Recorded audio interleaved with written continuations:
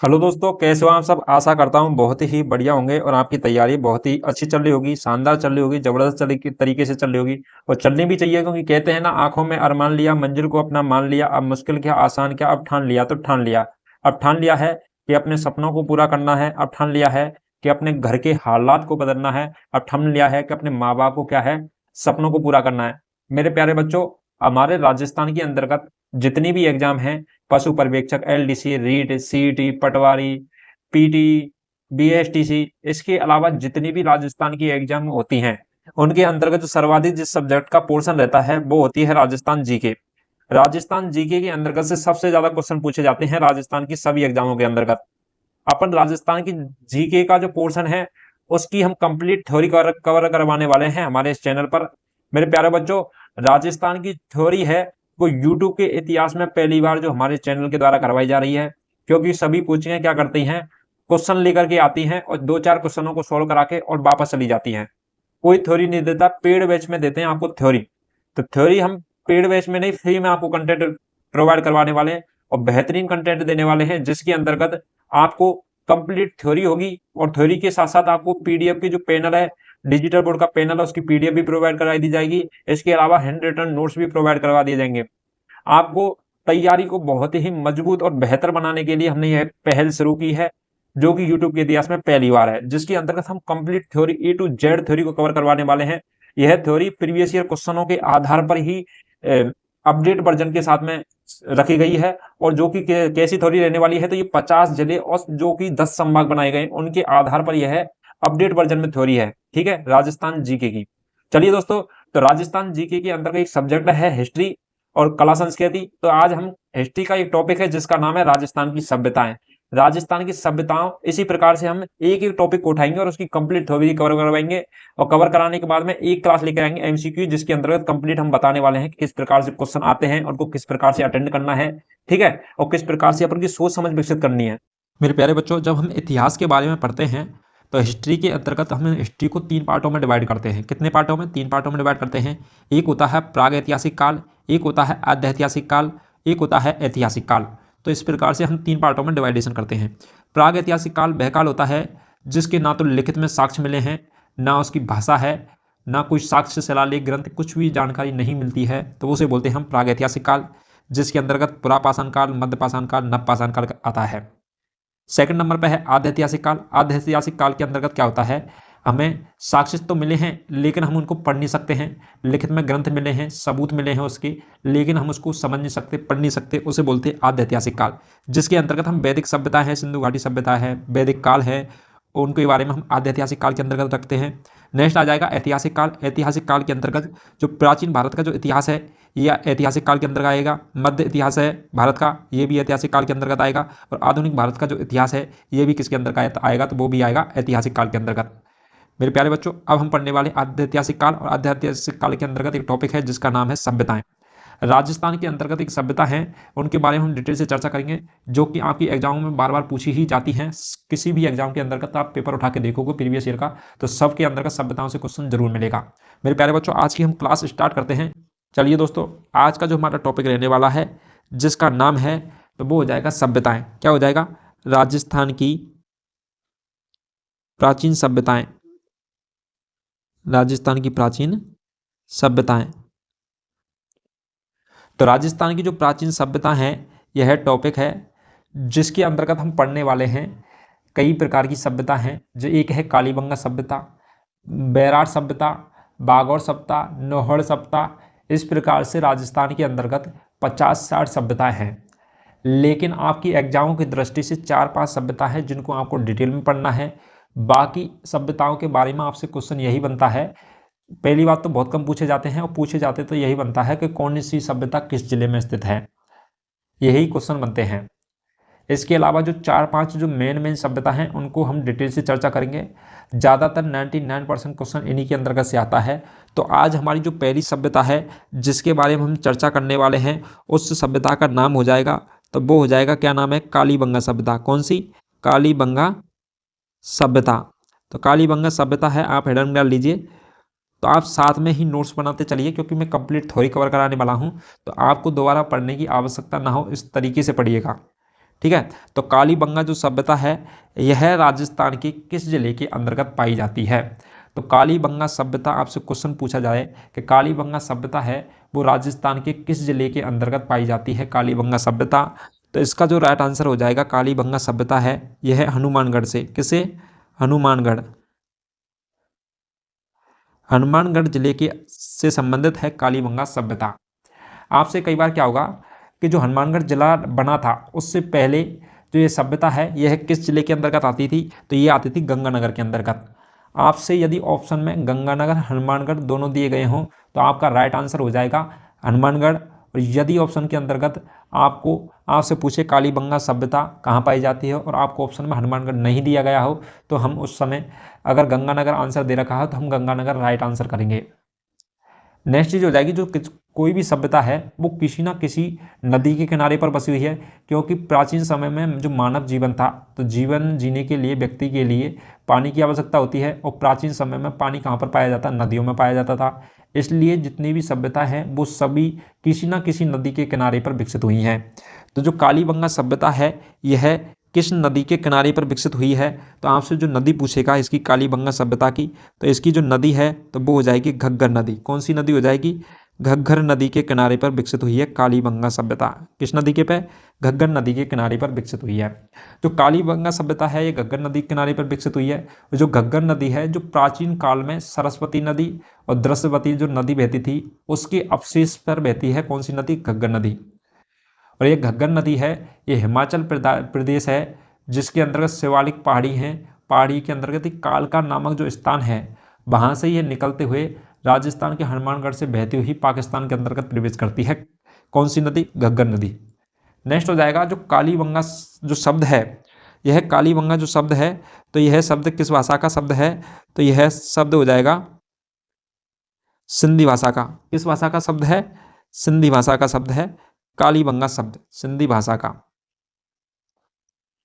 सिंधी भाषा का शब्द हो जाएगा कालीबंगा शब्द।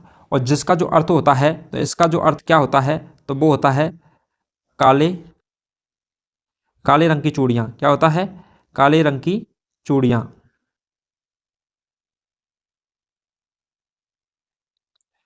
तो काले रंग की चूड़ियाँ होता है कालीबंगा का अर्थ है, जो कि किस भाषा का शब्द है कालीबंगा? तो सिंधी भाषा का शब्द है। जो कालीबंगा सभ्यता है इसके अंतर्गत क्या है? इस क्षेत्र को संस्कृति साहित्य के अंतर्गत क्या कहा गया है? तो वो कहा गया है बहुधान्य क्षेत्र। तो किसके अंतर्गत? संस्कृति साहित्य के अंतर्गत।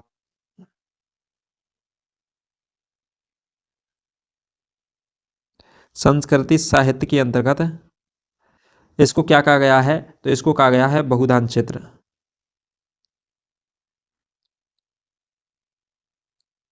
बहुधनदायक क्षेत्र कहा गया है। जो कालीबंगा सभ्यता है तो जो कालीबंगा का सभ्यता की जो खोज है तो खोज इसकी कब हुई थी?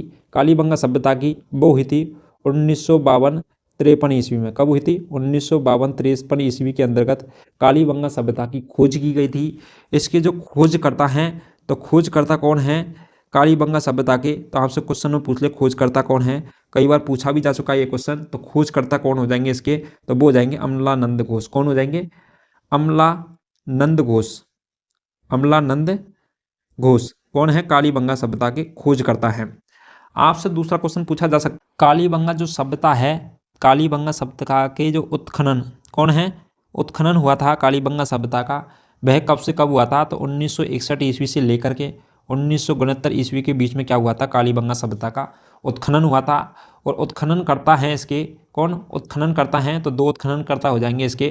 पहली बात तो पहला हो जाएगा वो हो जाएगा बीबी लाल। कौन हो जाएगा? बीबी लाल। तो उत्खनन करता कौन है? बीबी लाल हैं। एक हो जाएगा बीके थापर। कौन हो जाएगा? बीके थापर। तो जो कालीबंगा सभ्यता का जो उत्खनन है वो हुआ था 1961 ईस्वी से लेकर 1969 ईस्वी के बीच में। और 1961-69 ईस्वी में किसके द्वारा इसका उत्खनन किया गया था? वो किया गया था बीबी लाल और बीके थापर। तो आपको ये भी याद रखना है बीबी लाल और बीके थापर। किसने? तो बीबी ने थप्पड़ मारा, बीके क्या हो गया? लाल हो गया। ठीक है, तो आपको याद रखना है एक ढंग से, कई बार पूछा जा चुका है। तो अभी हमने देखा कालीबंगा जो सभ्यता है ये हनुमानगढ़ जिले के अंतर्गत पाई जाती है। हनुमानगढ़ ऑप्शन में नहीं आएगा, तब अपन लगाएंगे किसके साथ में, गंगानगर। और जो कालीबंगा सभ्यता है यह घग्गर नदी के किनारे बसी हुई है। और यह जो कालीबंगा शब्द है यह किस भाषा का शब्द है, तो वो सिंधी भाषा का शब्द है, जिसका अर्थ होता है काले रंग की चूड़ियाँ। और संस्कृति साहित्य में से क्या कहा गया है, बहुधन्य दायक क्षेत्र कहा गया है किसको, कालीबंगा सभ्यता को। इसका जो खोज है कालीबंगा सभ्यता की 1952-53 ईस्वी के अंतर्गत किसके द्वारा की गई थी, अमलानंद घोष के द्वारा की गई थी। और जो इस कालीबंगा सभ्यता का उत्खनन हुआ था तो 1961 ईस्वी से लेकर 69 ईस्वी के बीच में हुआ था।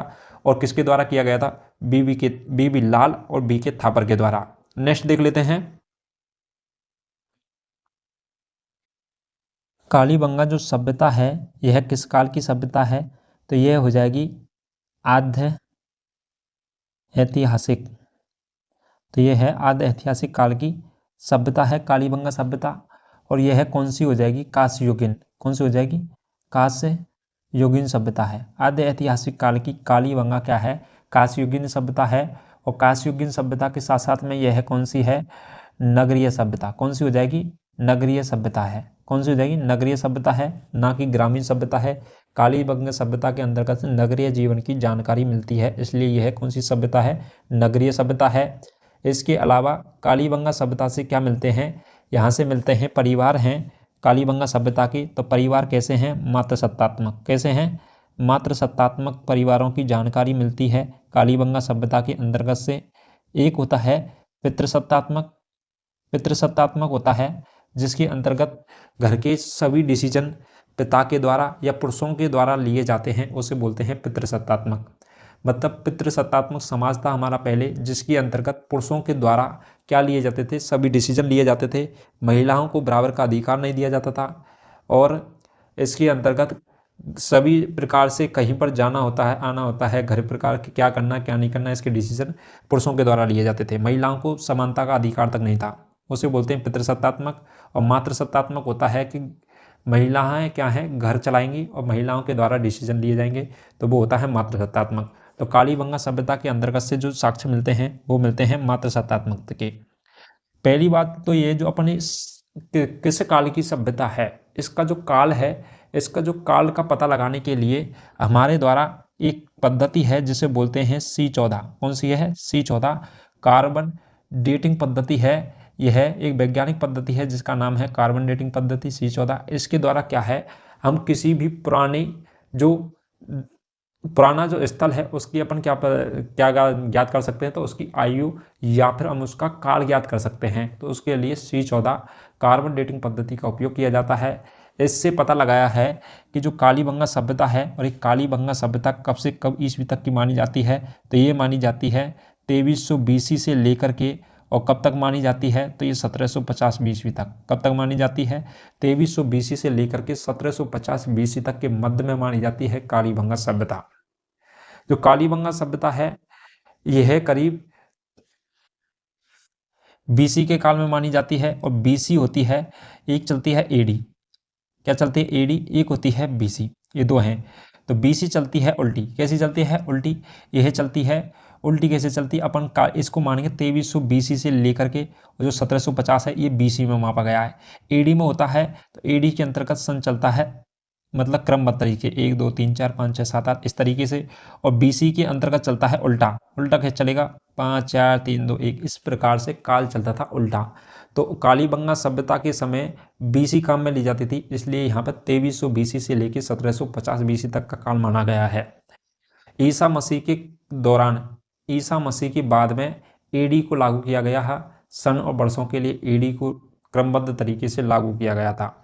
नेक्स्ट क्वेश्चन हो जाएगा जो कालीबंगा जो सभ्यता है, कौन सी, कालीबंगा जो सभ्यता है, इससे किस किस चीज के हमें साक्ष्य मिले हैं। क्या मिले हैं, साक्ष्य मिले हैं। तो कालीबंगा सभ्यता से हमें साक्ष्य मिलते हैं। तो एक तो मिलते हैं हल से जोते खेत। क्या मिलते हैं, हल से जोते खेत मिलते हैं कालीबंगा सभ्यता के अंतर्गत से।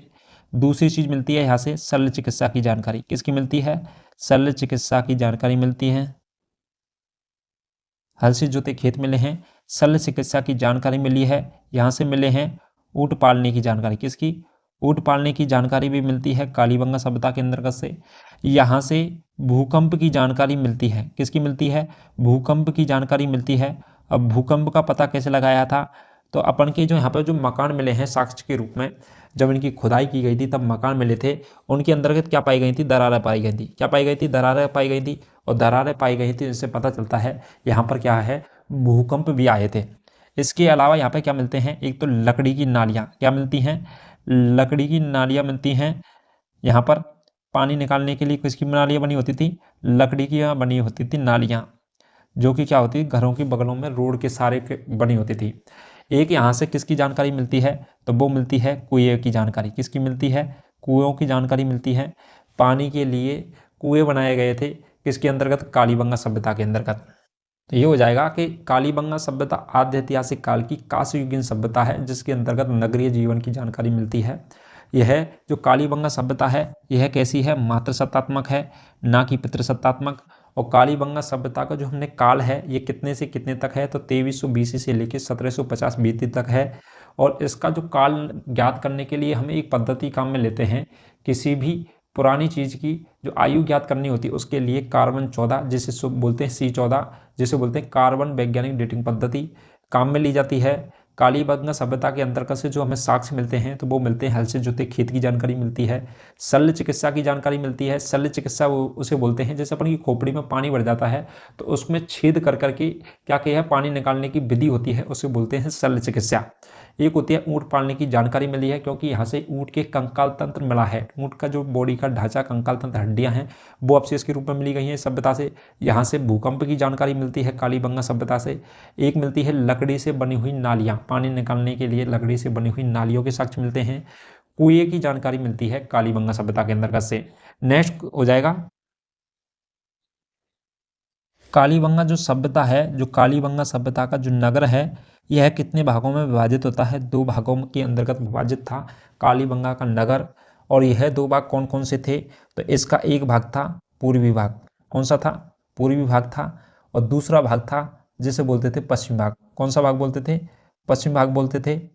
और पूर्वी भाग के अंतर्गत कौन सा वर्ग रहता था, तो पूर्वी भाग था यह कौन सा था, अदुर्गीकृत भाग था। कौन सा था, अदुर्गीकृत, अदुर्गीकृत भाग था पूर्वी भाग। इसके अंतर्गत प्रजा निवास करती थी, जनता निवास करती थी अदुर्गीकृत भाग के अंतर्गत। और नगर का जो प्रवेश भाग होता था यह कौन सा था, पूर्वी भाग के अंतर्गत क्या होता था, प्रवेश भाग था पूर्वी भाग के अंतर्गत। इसके अंतर्गत कौन निवास करती थी, तो वो करती थी जनता और प्रजा निवास करती थी। और जो पश्चिम भाग था तो पश्चिम भाग के अंतर्गत कौन निवास करते थे, तो पश्चिम भाग के अंतर्गत करते थे शासक वर्ग। क्या करते था, शासक वर्ग निवास करता था पश्चिम भाग के अंतर्गत। और यह जो पश्चिम भाग है इसके अंदर अधिकारी वर्ग, शासक वर्ग था, और इसलिए इसको क्या है, दुर्गीकृत, कौन सा है, दुर्गीकृत भाग था। इसके अंतर्गत किले बने हुए थे, दुर्ग बना हुआ था पश्चिम भाग के अंतर्गत, जिसके अंतर्गत शासक वर्ग रहता था। तो यह दुर्गीकृत है। यह कहाँ पर बसा हुआ था है, तो ये था ऊंचे टीले पर, ऊंचे टीले पर बसे हुए थे शासक वर्ग के लोग। किस जगह पर रहते थे, ऊंचे टीले पर रहते थे। और पूर्वी भाग था उसके अंतर्गत अदुर्गीकृत भाग था, और जनता और प्रजा निवास करती थी। और यह क्या था, नगर का प्रवेश द्वार भी कहाँ था, पूर्वी भाग के अंतर्गत था। पश्चिम भाग के अंतर्गत दुर्गीकृत था और ऊंचे टीले पर बना हुआ था, जिसके अंतर्गत शासक वर्ग, अधिकारी वर्ग निवास करते थे। तो इस प्रकार से कालीबंगा जो नगर है ये 2 भागों में विभाजित था, पूर्वी भाग और पश्चिम भाग के अंतर्गत। इसके अलावा यहाँ से जानकारी मिलती है तो नगरों को 2 भागों में अलग अलग सुरक्षा दीवारों के अंतर्गत मिलते हैं। क्या है, नगर हैं वो क्या है, जो 2 भाग है इसके पूर्वी भाग पश्चिम भाग, तो इनकी क्या है, अलग से सुरक्षा दीवारें थी, अलग अलग क्या थी, इनकी सुरक्षा दीवारें थी दोनों नगरों की। इसके अलावा जो कालीबंगा जो सभ्यता है उसकी जो सड़कें हैं, तो कालीबंगा सभ्यता की जो सड़कें हैं तो ये सड़कें क्या हैं, एक दूसरे को किस पे काटती थी, तो ये एक दूसरे को काटती थी समकोण के अंतर्गत। किस पे काटती थी, एक दूसरे को समकोण के पर काटती थी। कालीबंगा सभ्यता की सड़कें एक दूसरे को समकोण पर काटती थी। किस पर काटती थी, समकोण पर काटती हैं। कालीबंगा के यहाँ पे एक और चीज़ मिलती है कि जो सड़कें हैं ये कैसी हैं, तो यहाँ की जो सड़कें हैं तो सड़कें मिली हैं कैसी, कच्ची। तो यहाँ की सड़कें कैसी थी, तो सड़कें थी इसकी कच्ची थी कालीबंगा सभ्यता की सड़कें। और कालीबंगा सभ्यता की सड़कें वो क्या काटती थी, एक दूसरे को समकोण पर काटती थी। जो कालीबंगा का जो सर्कल होता था क्या होता था, चौराहा जिसे बोलते हैं, इसे क्या बोलते हैं, सर्कल भी बोलते हैं। इसको क्या बोलते हैं, ऑक्सफोर्ड सर्किल। क्या बोलते थे? सड़क के मध्य में जो चौराहा होता था उसको बोलते थे, क्या बोलते थे उसके कालीबंगा सभ्यता के? तो वो बोलते ऑक्सफोर्ड है। क्या बोलते थे? ऑक्सफोर्ड सर्किल बोलते थे। ऑक्सफोर्ड सर्किल कहा जाता था। तो आपसे क्वेश्चन पूछा जा सकता है और ऑक्सफोर्ड सर्किल किसे कहा जाता है? तो आपको याद रखना है कि जो सड़क के मध्य भाग जो चौराहा होता है उसे क्या कहा जाता था कालीबंगा के समय में? Oxford circle. इसके अलावा जो मकान होते थे, मकान होते जो सड़कों के किनारे, वो किस पद्धति में बने होते थे? तो उसे बोलते हैं जाल विधि या फिर ग्रिड या फिर चेस बोर्ड पद्धति। क्या बोलते थे? जो सड़कों के किनारे जो मकान बने होते थे, तो मकान बने होते तो उसको बोलते हैं जाल विधि में। किस में अंतर्गत? जाल विधि के अंतर्गत बने होते थे। या फिर इसको अपन जाल विधि के अलावा इसको बोलते हैं ग्रिड। किसमें? ग्रिड विधि के अंतर्गत बने होते थे। या फिर अपन इसको अपन बोल सकते हैं चेस बोर्ड। क्या बोल सकते हैं? चेस बोर्ड बोल सकते हैं। इस पद्धति के अनुसार क्या बने थे? यहाँ के मकान बने थे सड़कों के किनारे। इसके अलावा जो कालीबंगा सभ्यता है, तो कालीबंगा सभ्यताओं के किनारे तो सड़कों के किनारे थी। इसके अलावा जो मकान है, मकान के अंतर्गत क्या होता था? जो ईंटें हैं मकान की, क्या है? मकान में लगी हुई जो ईंटें होती थी, तो मकान के अंदर का जो ईंट लगी होती थी, जो ईंटों का क्या है? एक निश्चित अनुपात था। क्या था? ईंटों का एक निश्चित अनुपात था, जिसके अनुसार क्या थी? इनकी निश्चित नाप थी। इनकी जो ईंटों की लंबाई होती थी तो क्या होती थी? 4। कितनी थी? 4 अनुपात होती थी। इसके अलावा जो इसकी जो चौड़ाई है, वो चौड़ाई होती थी इसकी कितनी? 2। चौड़ाई कितनी होती थी? 2 होती थी। और इसकी जो ऊंचाई है वो कितनी होती थी? 1 होती थी। कितनी होती? 1 होती थी। इसलिए जो ईंटों की जो लंबाई, चौड़ाई और ऊंचाई का जो अनुपात है वो क्या है? 4:2:1। आपसे कभी भी ये एग्जाम में पूछा जा सकता है। ईंटों की जो लंबाई, चौड़ाई और ऊंचाई का जो अनुपात रहेगा वो कितना रहेगा? तो 4:2:1 रहेगा। आपसे पूछ ले, आपको याद नहीं, रटना नहीं है ये कि 4:2:1 रहेगा। आपसे कभी कभी ऊंचाई और लंबाई और चौड़ाई का पूछ सकता है। तो आपको क्या करना है? याद रखना है कि ऊंचाई का होता है 1, लंबाई का होता है 4 और चौड़ाई का होता है 2। तो आपको इस प्रकार से याद रखना है। जो ईंटें थी, ये कालीबंगा सभ्यता के अंतर्गत जो ईंटें थी ये कैसी थी? कच्ची ईंटें मिलती हैं और कच्ची ईंटें थी कालीबंगा के अंतर्गत। और इसलिए कालीबंगा सभ्यता को क्या कहा गया है? तो दीनहीन बस्ती कहा गया है। क्या कहा गया है? दीनहीन बस्ती कहा गया है कालीबंगा सभ्यता को। क्या कहा गया है? दीनहीन बस्ती कहा गया है कालीबंगा सभ्यता को। और इनके ईंटों का जो अनुपात था 4:2:1 लंबाई, चौड़ाई, ऊंचाई के रूप में रहता है। इसके अलावा जल निकासी के लिए, कल के लिए किसके लिए? जल निकासी के लिए क्या थी? कच्ची और पक्की नालियां थी। कच्ची पक्की नालियां थी। तो जल निकासी के लिए कच्ची पक्की नालियों के अवशेष मिलते हैं। कहाँ से अंतर्गत मिलते हैं? कालीबंगा सभ्यता के अंतर्गत। इसके अलावा कालीबंगा सभ्यता से और किस चीज़ के साक्ष्य मिलते हैं? तो यहाँ से क्या मिले हैं? कालीबंगा से 7 आयताकार आयताकार क्या मिले हैं? आयताकार हवन कुंड मिले हैं। तो 7 आयताकार हवन कुंड के जो साक्ष्य मिले हैं वो किससे मिलते हैं? कालीबंगा सभ्यता से मिलते हैं। इसके अलावा यहाँ से जो जानकारी मिलती है, एक मिलती है शाकाहारी की जीवन की जानकारी। किसकी मिलती है? शाकाहारी जीवन की जानकारी मिलती है कालीबंगा सभ्यता के अंतर्गत से। इसके अलावा कालीबंगा सभ्यता से शाकाहारी जीवन के साथ साथ में यहाँ से शाकाहारी व किसकी? मांसाहारी और शाकाहारी दोनों जीवनों की जानकारी मिलती है। किससे? कालीबंगा सभ्यता से। इसके अलावा यहाँ से आपको एक तो पशु बलि की जानकारी मिलती है। किसकी मिलती है? पशु बलि की जानकारी मिलती है कालीबंगा सभ्यता के अंतर्गत से। पशु बलि के साथ साथ में यहाँ से मूर्ति पूजा की जानकारी मिलती है। किसकी मिलती है? मूर्ति पूजा की जानकारी मिलती है कालीबंगा सभ्यता के अंतर्गत से। इसके अलावा यहाँ से एक जानकारी मिलती है, वो उसे बोलते हैं स्वास्तिक चिन्ह। क्या मिलते हैं? स्वास्तिक चिन्ह की जानकारी मिलती है, जिसे अपन नॉर्मल भाषा में सांतिया बोलते हैं। क्या बोलते हैं? सांतिया बोलते हैं, जिसको इस प्रकार का उसका क्या होता है? चिन्ह होता है। तो स्वास्तिक चिन्ह की जानकारी भी कहाँ से मिलती है? कालीबंगा सभ्यता से मिलती है। इसके अलावा अपन का नेक्स्ट हो जाएगा, यहाँ से हमें किसके? तंदूर चूल्हे की जानकारी मिलती है। यहाँ से किसके? तंदूर चूल्हे के क्या मिले हैं? साक्ष्य मिले हैं। यहाँ से इसके अलावा बेलनाकार मोहरें मिली हैं। क्या मिली हैं? बेलनाकार मोहरें मिलती हैं। किससे? कालीबंगा सभ्यता के अंतर्गत से। तंदूरी चूल्हे मिले हैं, बेलनाकार मोहरें मिली हैं कालीबंगा सभ्यता से, इत्यादि की क्या मिलती है? जानकारी मिलती है। किस चीज़ की? एक तो 7 आयताकार हवन कुंड मिले हैं। इसके अलावा शाकाहारी मांसाहारी जीवन की जानकारी मिलती है, पशु बलि की जानकारी मिलती है, मूर्ति पूजा की जानकारी मिलती है, स्वास्तिक चिन्ह की जानकारी मिलती है, तंदूरी चूल्हे मिलते हैं और बेलनाकारें मोहरें मिली हैं कहाँ से, कालीबंगा सभ्यता के अंतर्गत से। दूसरा, जो ईंटों का कालीबंगा सभ्यता के अंतर्गत जो घर बने होते थे वो बने होते थे कच्ची ईंटों से, और कच्ची ईंटों से बने होने के कारण इसे क्या कहा गया है, दीनहीन बस्ती कहा गया है। और ईंटों का जो अनुपात होता था वो होता था लंबाई चौड़ाई और ऊंचाई का जो अनुपात है 4:2:1 रहेगा। नेक्स्ट हो जाएगा, जो कालीबंगा के अंतर्गत से हमें जो बेलनाकार जो मोहरें मिली हैं, तो ये बेलनाकार जो मोहरें हैं, यह मोहरें कहाँ की हैं, तो यह मोहरें हैं कहाँ की, मेसोपोटामिया की। किस जगह की हैं, मेसोपोटामिया। तो मेसोपोटामिया एक जगह थी जो कि कहाँ पर पड़ती है, ईरान के अंतर्गत पड़ती है। वहाँ की क्या है, ये मोहरें थी और ये कालीबंगा के अंतर्गत हमें मिली हैं। तो इससे अनुमान लगाया जाता है कि जो कालीबंगा सभ्यता के जो यहाँ के जो रहने वाले व्यक्तियों के क्या रहे हैं, व्यापारिक संपर्क रहे हैं, किसके साथ रहे हैं, ईरान के साथ। तो ये क्या है, इनका व्यापारी कालीबंगा राजस्थान के अंदर हनुमानगढ़ से लेकर के ईरान के बीच में होता था, जिससे यहाँ पर क्या मिली है, मेसोपोटामिया की मुद्राएं मिली हैं। और यह किसकी कालीन है, मेसोपोटामिया के समकालीन है। मेसोपोटामिया जो जगह है वो कहाँ पड़ती है अभी प्रेजेंट टाइम में, तो ईरान के अंतर्गत पड़ती है। इसके अलावा यहाँ से जो जानकारी मिलती है वो मिलती है किस चीज़ की, कालीबंगा सभ्यता से।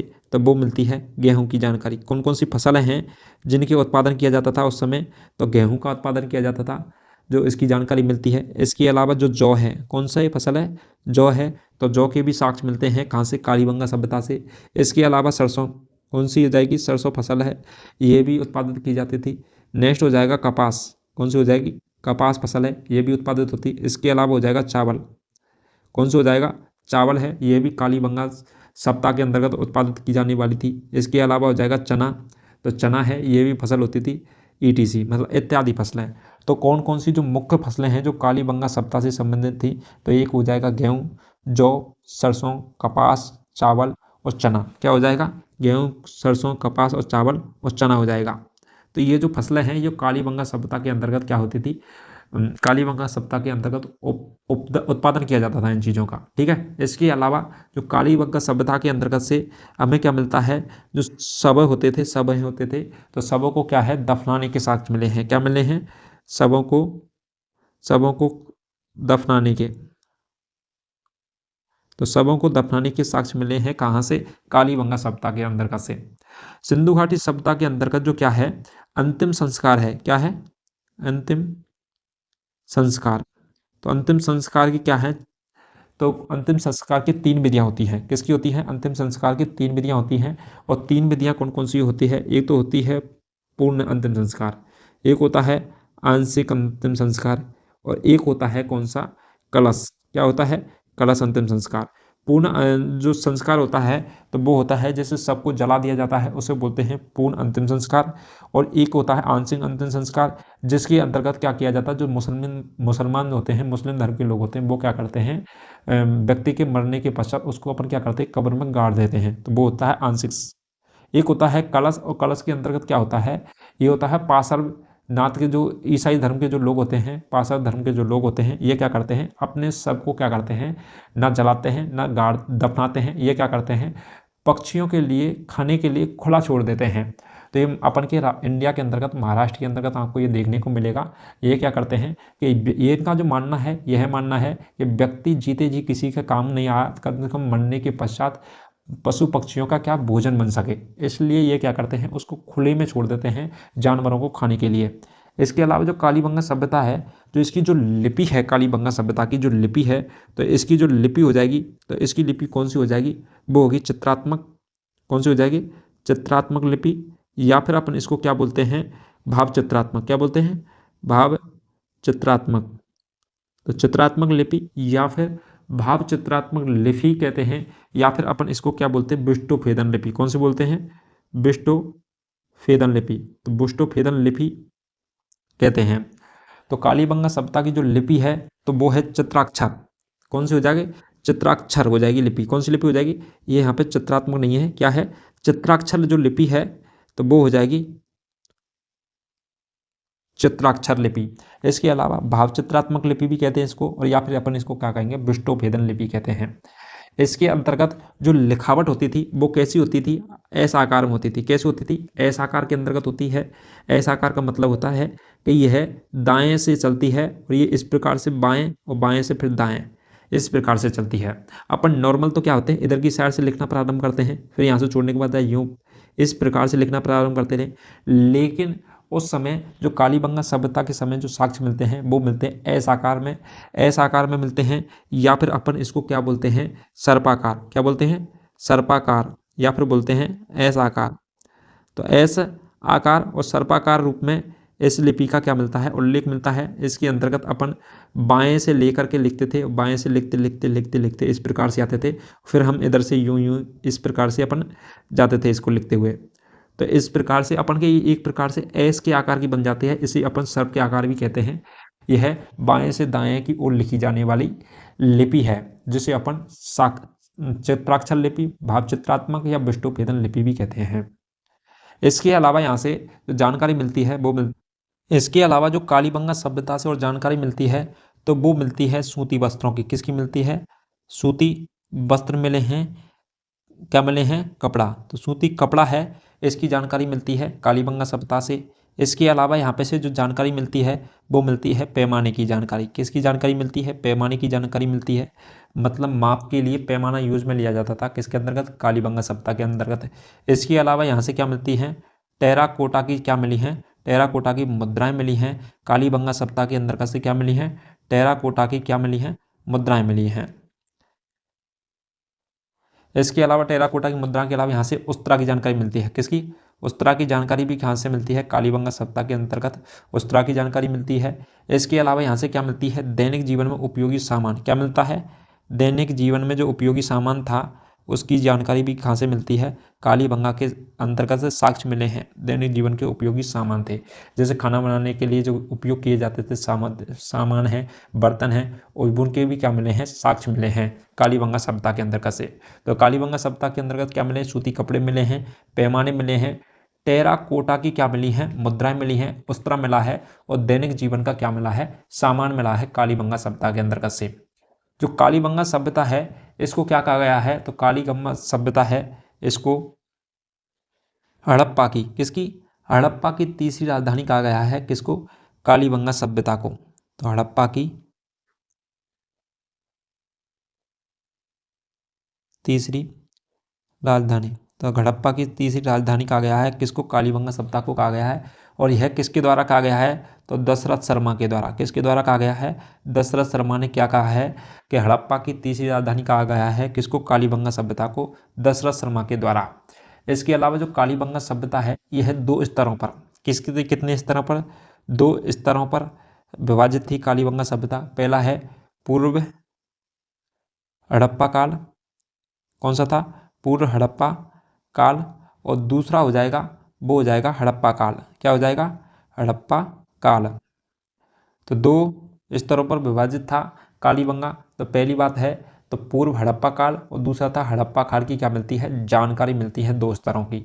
इसके अलावा यहाँ से क्या मिलता है, कालीबंगा सभ्यता से अवशेषों के लिए सरकार ने क्या किया गया है, कालीबंगा सभ्यता के जो अवशेष हैं इनके लिए एक संग्रहालय बनाया गया था। कब बनाया, 1986 ईस्वी के अंतर्गत एक संग्रहालय बनाया गया था। क्या बनाया गया था, संग्रहालय बनाया गया था 1986 ईस्वी के अंतर्गत। और यह संग्रहालय है किसके द्वारा बनाया गया था, सरकार के द्वारा बनाया गया था। इसके अंतर्गत क्या है, कालीबंगा के जितने भी साक्ष्य मिले हैं उनको एक संग्रहालय के अंतर्गत स्थापित किया गया था 1986 के अंतर्गत। इस संग्रहालय की क्या की गई थी, स्थापना की गई थी। तो कालीबंगा सभ्यता के जो साक्ष्य हैं अवशेष के लिए जो सरकार के द्वारा जो संग्रहालय बनाया गया था, तो यह कब स्थापित किया गया था, 1986 में किया गया था। तो कालीबंगा सभ्यता को हड़प्पा की तीसरी राजधानी किसने कहा है, तो वो कहा है दशरथ शर्मा ने। ये क्वेश्चन कई बार पूछा जा चुका है। इसके अलावा नेक्स्ट क्वेश्चन बनता है कि जो साक्ष्य मिले हैं उनके अंतर्गत कौन कौन से मिले हैं, तो एक मिला है सूती कपड़ा, पैमाना, टेराकोटा की मुद्राएं, उस्तरा, दैनिक जीवन का जो सामान है इत्यादि की जो जानकारी मिलती है तो ये कहाँ से मिलती है, कालीबंगा सभ्यता के अंतर्गत से मिलती है। आपकी एग्जामों की दृष्टि से इतना ही महत्वपूर्ण था। एक बार और इसका रिवीजन कर लेते हैं सेकंडों में।